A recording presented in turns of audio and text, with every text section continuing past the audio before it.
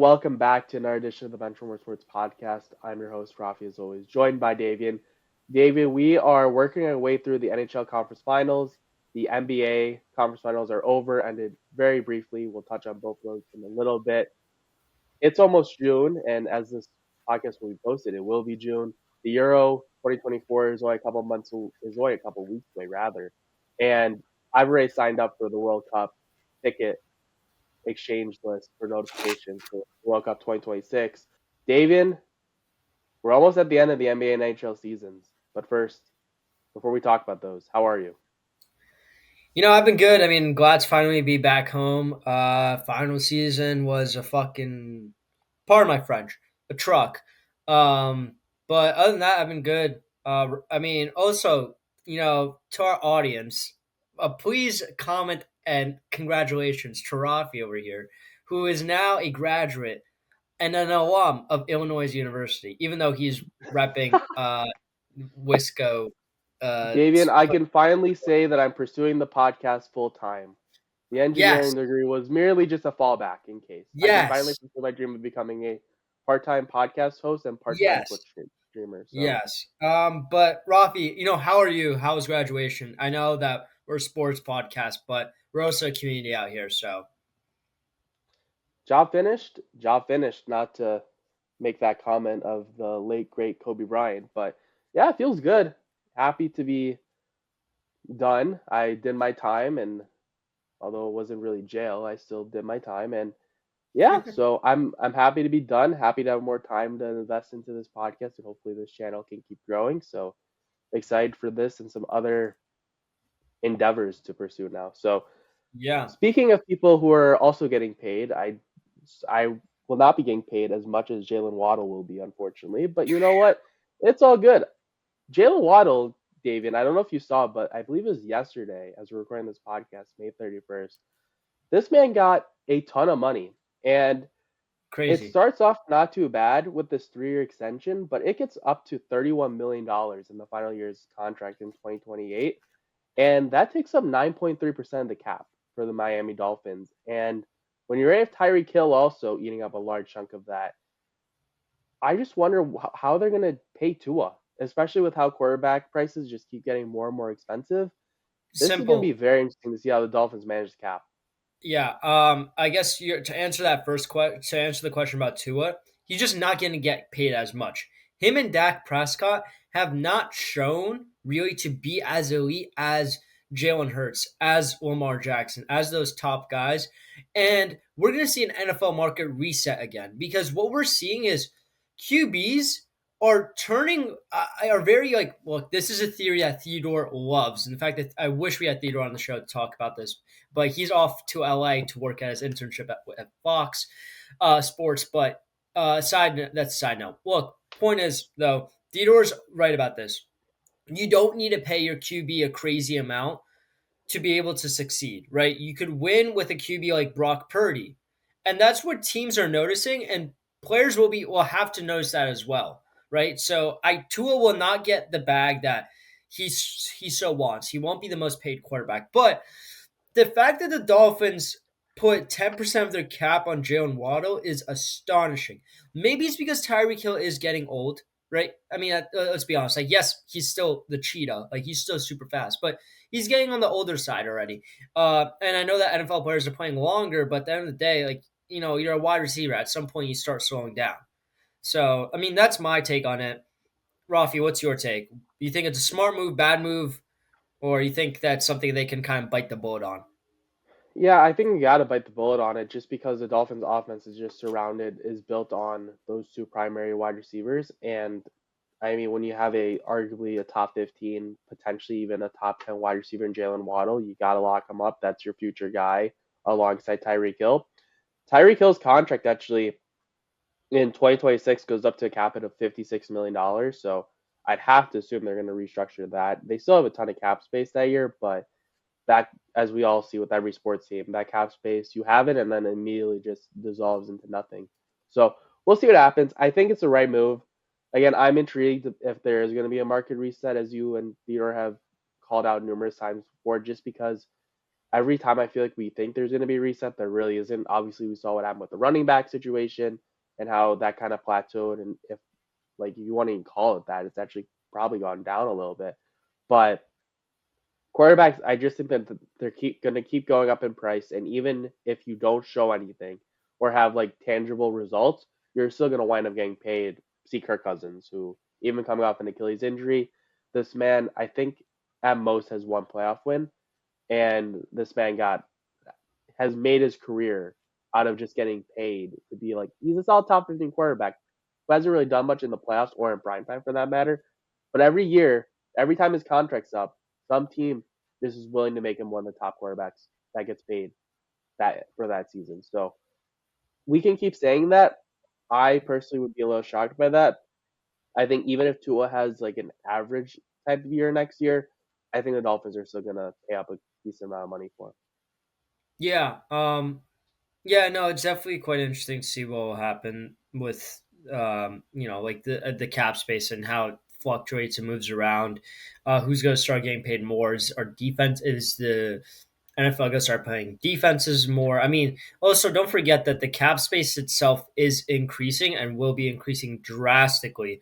Rafi, I think this is something we quickly mentioned. I mean, they're looking to play games in Australia. They're playing games in Germany, London. There's going to be a game in Brazil. The NFL market is greatly expanding to an international market at a scale that nobody would have predicted. I would say that football would expand so rapidly, but we will probably see in our lifetime a team in London, and I think that will be the Jacksonville Jaguars, turning into the London whatever team they'll I'll be just say renamed. too, like at the end of the day, we can harp and talk about cap space and oh, this team's at the cap, this team's this, that team's that. The NFL cap is a social construct. It merely is just a figure. It does not exist. There's not a team. You're never going to be at the cap. We Well, see the New yeah, Orleans Saints every single year for the past like 5 to 7 years, where everyone's like, oh, they're at the. They'll find you the restructuring. It will catch up at some point, but if you keep restructuring, it's like at some point we'll just go to infinity. So it's just Yeah, like I mean, it's like it will. It has already caught on to the Saints. Like they can't sign like big names like during the offseason a lot. And there's other teams that you restructure contracts, but if you are signing like a bunch of big guys, they're not going to want to restructure unless you are showing them a pathway to say like here, like we can get you a ring if you restructure, right? Like if you get Mahomes. your money, you get your money though. Yeah, Straight up, but I Holmes think as signed long that as you get your massive money, it's contract, fine. and then he restructured it, right? And now it's Yeah. helping them out. But there are other players who, at the end of the day, right? The NFL, like as I mentioned before, players are playing longer, but people also want their money. Yeah. So somebody like Justin Jefferson isn't looking to take a pay cut. He wants his money. He wants his bag, and I can respect that. But speaking about getting bags, we got championships on the line in the NBA and the NHL. Let's kick it off with the NHL. Rafi, you are our number one hockey fan out here, and I will. And although we haven't talked about much about the NHL playoffs, Rafi, just kick it off. What are your thoughts so far on the playoffs? Have you been excited by them? Have you been kind of disappointed? You think that the refs are getting too much involved in the games? What's your take? Refs are refs. The only rigging that I see is a blatant rig by the NHL giving the Blackhawks the second overall pick instead of the first overall pick. I am extremely disheartened and disappointed by this blatant rigging. And Davian, when you see 5,000 comments on our YouTube video, all complaining and pointing to last year, you can thank me for all the interaction there. But anyways, aside from the blatant rigging that was the 2024 draft lottery, oh, what a disgrace for the NHL. NHL playoffs, honestly, normally the first round is the best round and things get progressively worse. Teams get injured, teams get tired. It's a long and strenuous playoffs, not like the NBA at all, where there's still load management and this nonsense, not to sound all boomer and get all boomery up in here. But this year, the first round wasn't too great. We didn't see many series go even 6 or 7 games. And then the second round was like, okay, like this is solid. We have some good series. The conference finals have been amazing. I'm so happy and so grateful that these conference finals have been as good as they have been. It feels like it's been a while since we had really high end conference finals series matchups. Like maybe like 2019, 2018 was like the last time that I was like this into a conference final matchup where it wasn't like, oh well, one of these teams doesn't really deserve to be here, so they're going to be out in like 5 games and they're going to be done. So I'm really excited. I personally, this is going to sound crazy because I thought it was over for the Oilers. I think the Oilers, this might be their year. I was on the Stars wagon since the start of the year. I had them in the Stanley Cup final. I still have them in the Stanley Cup final, and I'm going to go down with that ship regardless. The Oilers down 2-0 last night. Easily could have just phoned it in at home. Just completely blow the doors off the Dallas Stars the rest of the game. They just flip a switch, and when you see that, you just know like it's like 2013 Blackhawks, 2015 Dynasty Blackhawks deja vu, where it's like you toy with your prey a little bit. Oh, they got out to a 2-goal lead. Okay, that's fine. And it's like, all right, well, it's 10-minute mark in the first period. We could probably just take care of business, and then they could completely blow the doors off the competition. So that's what I'm seeing from this Oilers team. I also hate to admit this, but Evan Bouchard, he is a top pairing defenseman. He is that guy. I'm intrigued to see how much he gets paid because he is due for an extension, not this year, but next year. But between him, McDavid, and Draisaitl, it's a three-headed monster producing offense for the Oilers. And the concern's always goaltending, but even with Stuart Skinner being extremely mid, like midest of mid, so mid that he is the definition of mid, the Oilers are still getting by because they're playing well enough defensively and they're playing so well offensively that it's been very impressive. And I'll just say too, the Oilers PK. I think they've killed off 18 of their last 18. I don't know how the Oilers are playing this well defensively, but screw it. Oilers. Yeah, They're go if we're recording this podcast before Oilers Stars game 5, if the Oilers win game 5, it's gonna really put the Stars back I in think control. they I mean, take the series by that's kind games. of I that's think kind of an they take obvious statement, but still, yeah. we'll see. Um, I mean I don't have much to comment about the Oilers Stars series simply because I haven't been able to watch as much, but I can comment on the Rangers Panthers series. I went to the game 3 watch party in New York City, which was quite fun. I mean, here's the issue with the Rangers, right? They play really well, and then when they stop, like you have teams that like play really well, and then like sometimes you lose that steam, so you play like mid. The thing is, the Rangers don't really have that mid tier level. They either play really well or really bad. And when it comes to the third period in the past few games, they've been playing terrible. Just there's also just turnovers that they make that are so stupid that it's just beyond belief, right? That's why they lost the last game, right? Not the last game. Was it the last game? Yes, I believe it Yeah, was the last game. It's just uh Rangers are now down 3-2. Um it's not a good look for them. Uh Shesterkin, he's finally, I felt like, stepped up to what he was last year. While like during the season, like he didn't really see that every day on a day to day level, but now you really have. Sergei Bobrovsky on the Panthers is actually nuts. He's so good. Just one of the best goalies. I think he's the best goalie right now in the playoffs. Other than Shesterkin, I feel like you could put them on par with each other. Also, the Panthers are just such a big team and so well put together. Barkov is just a beast. Like he can. You need to chase. When you look at the Rangers defending him, they're usually chasing after him because of how big he is. That he could just stick. He could put his stick out so far and then just weave around the players. Also, just the Rangers. I'm gonna quit ranting after this, but Panarin, Mika, Kreider just have been ghosts almost this playoff Davian, series. I'm gonna cut you off right here for a fun fact break. Davian, who had more points in the first 4 games of the series?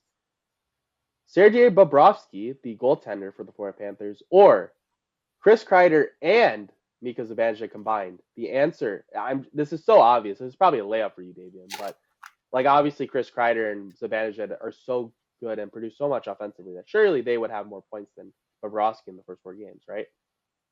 No. No, no, They had and 0 points. I'm Bobrovsky disappointed. had one, and they had zero. Now they did get some points. They did factor in the 2 goals this past game in Game 5, but you can still make the argument that's it's just not enough. And I complete Panarin. It feels like every single year he disappears in big moments, and I don't know why. He Like he does. obviously had that big Game 7 goal versus Pittsburgh, I believe, in overtime a couple years ago to put them to the second round. But this team, for some reason, like conference finals or whenever you need the team, your top guys, they disappear. They Alexis just fall. Lafreniere has Yeah, stepped up, and if it wasn't for him, who many called a bust, but definitely is not a bust at this point. I'm excited for next year. And Igor Shesterkin, one, the Rangers wouldn't be here, and if they were here, the series would be over. They would have been swept, yeah, 100%. yeah, 100%. I got I feel like I could keep ranting about this all day and about different issues with the Rangers, but let's go Rangers. This is like the '94 all over again. We were down 3-2, win Game 6, come back home, win Game 7. Do you know the Rangers have lost their 7 straight Game 5s in a row? Like in East, I believe it was like Eastern Conference Finals. The Rangers they've lost their last 7 or Yeah, something it like that. sounds probably It's right. just ridiculous. And It's kind of crazy that we haven't been in such a good position to like actually make it to the cup since like, well, I guess it's what, 12 years since the Lightning series, right? But overall, it's been like 30 years, which is just ridiculous given how big of a media market New York is, and just goes to show, we always talk about this, how big media markets don't mean everything for championships, but that just further shows that. Let's switch to other I markets just that want to are say not as. one final thing before I give Yes. you the transition. Rangers first 7 games, 7-0. Since then, 4-5 by my quick math skills. So just because you start 7-0 in the playoffs doesn't mean that you're just gonna waltz your way to the Nope. Stanley Cup. But now, Nope. Davian, I give you the transition. Yes. Thank you very much. So, going from big markets to small markets, let's talk about the NBA conference finals and specifically the Minnesota Timberwolves, which put up I would say, magical run in the playoffs to all come to a crashing end to the Luka Doncic, Kyrie Irving led Dallas Mavericks. Let's talk about that first. Rafi, what are your thoughts on Luka? Is he the face of the league now if he wins the finals and leads the Mavericks to goalie the same way that Dirk Nowitzki did? Or does he still need to have something to prove? I always think you need a championship, and that's why, although there's one Oilers fan, and you don't know who I am, but I know who you are, and I hope that you're not happy. I hope some like I don't like that guy, and that's why I don't want the Oilers to win the cup. But if Connor McDavid wins the cup, I'm fine with that too. He has come to Chicago in 2 years. It's great. Anyways, aside from my blatant marketing trying to get Connor McDavid and Leon Draisaitl to join the Blackhawks at some point in the next year or two, Luka Doncic, he's very good at basketball. And that might be like, yes, that's very obvious, but if he gets a championship, I think it's cut and dry. He's the best player in the NBA. I think if we strip everyone from championships, it's either him or Jokic. You can make those are your top 2 players. You can make arguments for other players, Embiid, Tatum. You want to still go with LeBron, that's fine. But to me, right now, there's a clear top 2, and that's Doncic and Jokic. And the one thing that will really help make this a really big debate for most people, because most people say championships is what you really need, and like I agree, but I also think to some extent, like if Patrick Mahomes never won a championship or a Super Bowl, we'd still be talking about him as the best player in the NFL, just like, oh, he just can't get it done.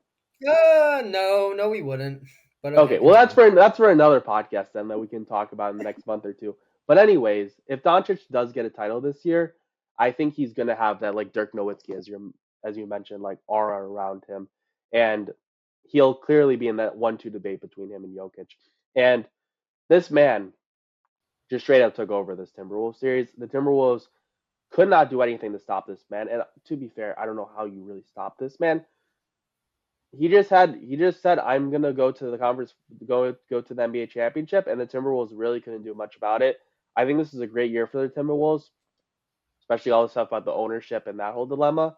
And this is a very young team, and we say this all the time, but you got to go through a little bit of suffering. And I think the Western Conference is going to be really fun to watch next year and in years in the future because we have some different teams that we did in the past. I don't think it's going to be dominated by the Lakers like we always see it. Yeah. Um, I agree with that. I think it's interesting that the West is finally. I feel like the West is gonna be so competitive for years to come with like OKC, the Mavericks, the Nuggets, the Wolves. I'm really hyped to see what like the future years of like this Western Conference Finals. But I think I've said. I think my point of view. I'll make it very quick. I think Rafi, you already covered it. Luka's a beast. I think that he has a very good chance of being able to beat the Celtics team. And I guess talking, switching topics to talking about the Celtics team, they've been dominating, but they've had a cakewalk to the finals, respectfully, Yeah, right? I mean, your first series, right? Wasn't it against the Bucks, right? And you had Giannis and Damian Lillard injured, right? Your second series was against the Cavs, who had Donovan Mitchell injured. Your it third was actually series, sorry to correct you. It was the Heat in the first round, but your sorry, same the argument Heat holds with because Jimmy Jimmy Buckets. Butler. Yes. Yeah, Your second series is with the Cavs with Donovan Mitchell injured. Your third series is with the Pacers with Tyrese Halliburton injured. In every single series, you've had your opposing team has lost their A1 guy at some wrap point in this Doncic, series. protect Doncic at all costs, wrap him in bubble wrap. That's the game plan for the Mavericks. And Doncic is playing injured too. That should be noted. But the thing is, the difference between I feel like the Pacers and the Mavs is that even without Doncic on the floor, they could still dominate because of one person. As much as I don't like him for other reasons, Kyrie Irving has really shown himself to be a dominant force on the court for the first time. I feel like since his Since Cavs days, arguably really. since he was with the Celtics, even like Like this, even with the the Celtics, like he was good. NBA script writers. I don't watch much NBA, but chef's kiss. They did. Unfortunately, the conference finals were extremely short, although most of the games were quite close. So you can set an argument where it's like, would you rather have 9 of these games be really close, or like 7 to 9 be really close, but both series end in 4 or 5, or would you have like 7 game series, but like each game's a blowout? Yeah, But Kyrie Irving's been amazing, and obviously, Davey and I agree. Like outside of basketball, there's all that stuff, but yeah, this man, this is gonna be a fun series. I'm excited he is for Mr. Fourth Quarter, and I'm so excited to see what he does in the fourth. starting game You one is know, gonna be electric. That's gonna be yeah, a fun place to be. yeah. I think I'm super hyped to see this series. I just I guess I'll make my prediction for this series, right? And then next week we'll make our prediction for the Stanley Cup Finals. I think that this is so tough, but I'm gonna go against popular opinion and say that Jason Tatum will be lifting the Larry O'Brien Trophy, and here's why I say this: as dominant as the Mavericks team is, I feel like, yes, the Celtics have had a cakewalk. I'll be the first person to say this, but the Celtics team is so well put together. They have so much depth that it's very, very hard to stop them. Now, we also said the same thing about the Timberwolves, and the Mavericks made them look like a fifth grade team at some during some games. So, don't count out the Mavericks. This is going to be a very close series. I'm going to say Celtics in like 6 or 7. Um, as for so that's my pick. Rafi, go ahead. I do want to say, just in general, and this might just be that just because I watch hockey and it's NHL players, if you get hurt, there's still so many guys where it's like, okay, even if this guy's playing injured, you still have like all these parts.